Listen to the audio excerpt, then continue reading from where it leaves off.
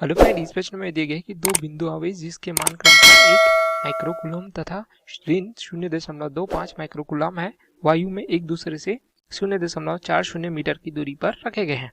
तो बताइए कि इन दोनों आवेशों को मिलाने वाली रेखा के किस बिंदु पर जो है एक तीसरा आवेश रखा जाए कि उस पर कोई बल ना लगे। ठीक है, तो मान लीजिए प्रश्नानुसार हम जो है एक बिंदु ए लेते हैं जिस पर कोई आवेश है जिसे हम Q1 से प्रदर्शित करते हैं। तो यहाँ पे Q1 का मान क्या दिया गया, देख सकते हैं 1 माइक्रो कूलम हमें दिया गया है। उसी प्रकार यहाँ पे एक बिंदु है B जिस पर यहाँ पे देख सकते हैं आवेश Q2 है जिसका मान हमें क्या दिया गया है, इस प्रकार से ऋण 0.25 माइक्रो कूलम दिया गया है आवेश।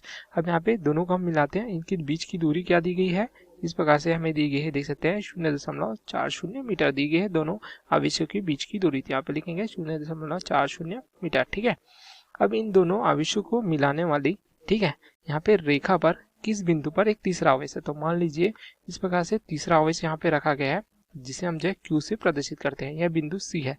ठीक है, तो इस पर जो है आवेश का मान यहाँ पे Q लिया है हमने, तो इस पर जो बल लग रहा है, ठीक है, तीसरा आवेश पर, इसका मान जो है 0 हो। ठीक है, अर्थात कोई बल ना लगे। तो मान लीजिए A बिंदु से इसकी दूरी हम किससे प्रदर्शित करते हैं, इस प्रकार से R से प्रदर्शित करते हैं, A से C की दूरी। ठीक है, तो इस पर जो लगने वाला बल है A तथा C के बीच लगने वाला बल, अर्थात हम कह सकते हैं Q1 आवेश के कारण लगने वाला बल, तो यहाँ पे F AC से दर्शाएंगे। ठीक है, Q1 आवेश के कारण लगने वाला बल, इसके लिए हमें सूत्र प्राप्त हो जाएगा इस प्रकार से 1/4 पाई एप्सिलॉन 0 गुणित, यहाँ पे दो आवेश है, एक जो है Q1 आवेश है, एक जो है Q आवेश है, तभी यहाँ पे दोनों के बीच जो बल लगेगा। ठीक है, बते यहाँ पे दोनों के बीच की दूरी क्या है, R, इस प्रकार से प्राप्त होती है। उसी प्रकार यहाँ पे C तथा B बिंदु के बीच देखिए, यहाँ पे दो आवेश है, एक Q2 है, एक Q है, तो इनके बीच जो लगने वाला बल है हम इसे किससे प्रदर्शित कर रहे हैं, इस प्रकार से F B से C की ओर प्रदर्शित कर रहे हैं। इस प्रकार से CB भी लिख सकते हैं, BC भी लिख सकते हैं। ठीक है, ये हमें इस प्रकार से प्राप्त हो जाएगी 1/4 पाई एप्सिलॉन 0 गुणित, क्या आवेश है, Q2 है तथा Q आवेश है, दो आवेश यहाँ पे प्राप्त हो जाए। अब इनके बीच की दूरी देखिए, यहाँ पे जो R है, ठीक है, अब यह दूरी जो है हमें क्या प्राप्त हो जाएगी, इस प्रकार से कुल दूरी देख सकते हैं 0.40 है, तो इससे हम जो है R को घटा देंगे तो हमें प्राप्त हो जाएगा इस प्रकार से 0.40 ऋण R के बराबर।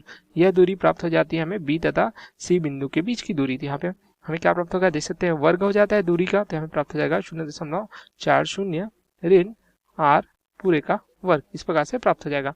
ठीक है, अब हमें इस प्रकार से प्राप्त हो जाता है। अब यहाँ पे जो बल है इस पर कोई बल ना लगे। ठीक है, तो बल, दोनों बल क्या होंगे, आपस में बराबर होंगे, तभी हमें क्या प्राप्त होगा, इस प्रकार से देख सकते हैं इनके बीच जो लगने वाला बल 0 प्राप्त होगा, अर्थात F AC बराबर क्या प्राप्त हो जाएगा, F BC के बराबर। अर्थात हम कह सकते हैं जो बल जो है परिणाम में बराबर तथा विपरीत होंगे, तो ये हमें जो है कुल बल यहाँ पे जो देखते हैं जो आवेश Q है इस पर 0 बल प्राप्त होगा। ठीक है, जो हमें प्रश्न में पूछा गया, तो इस प्रकार से तो यहाँ पे मान रखेंगे तो इसके मान हमें कुछ इस प्रकार से प्राप्त हो जाएगा। F AC का मान देख सकते हैं हमने क्या प्राप्त किया है, 1/4 पाई एप्सिलॉन 0 गुणित Q1 गुणित Q बटे R का वर्ग बराबर 1/4 पाई एप्सिलॉन 0 Q2 गुणित Q बटे, ये प्राप्त हो जाएगा 0.40 ऋण R पूरे का वर्ग।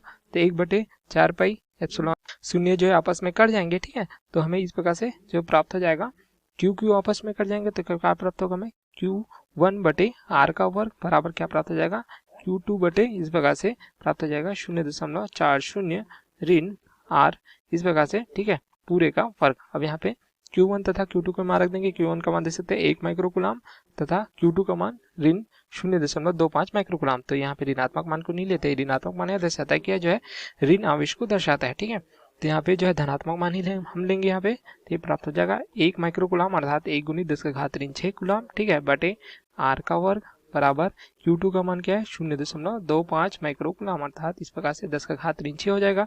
ठीक है, कूलम में, तो ये प्राप्त हो जाएगा 0.40 ऋण R पूरे का वर्ग।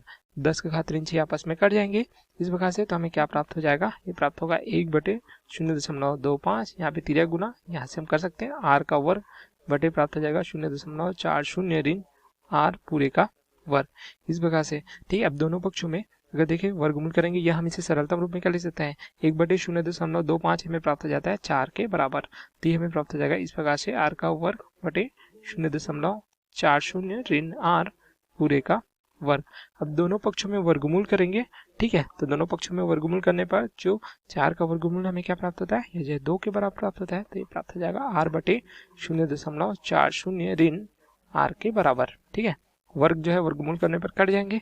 तो यहाँ से देखिए हमें क्या प्राप्त होगा, 0.40 ऋण आर, यहाँ से 2 के साथ गुना हो जाएगा इसका, बराबर आर के बराबर। इस प्रकार से तो 0.80 ऋण 2 आर बराबर आर प्राप्त होगा।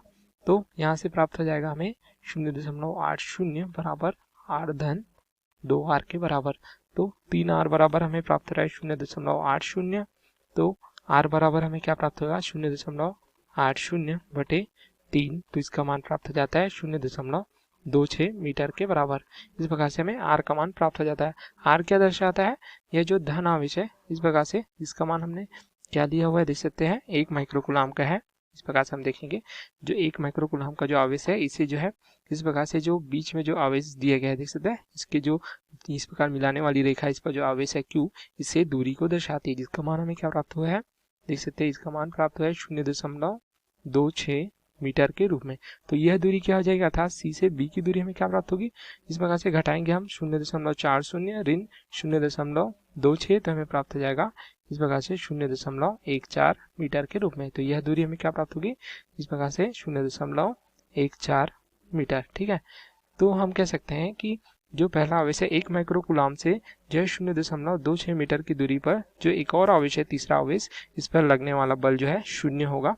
ठीक है, उसी प्रकार यहाँ से देख सकते हैं Q2 अर्थात जो है ऋण 25 माइक्रोकूलम का एक आवेश है, इससे जो है 0.14 जो है मीटर की दूरी पर देख सकते हैं एक जो आवेश है बिंदु C पर, इस पर जो लगने वाला बल है यह जो है 0 प्राप्त होगा।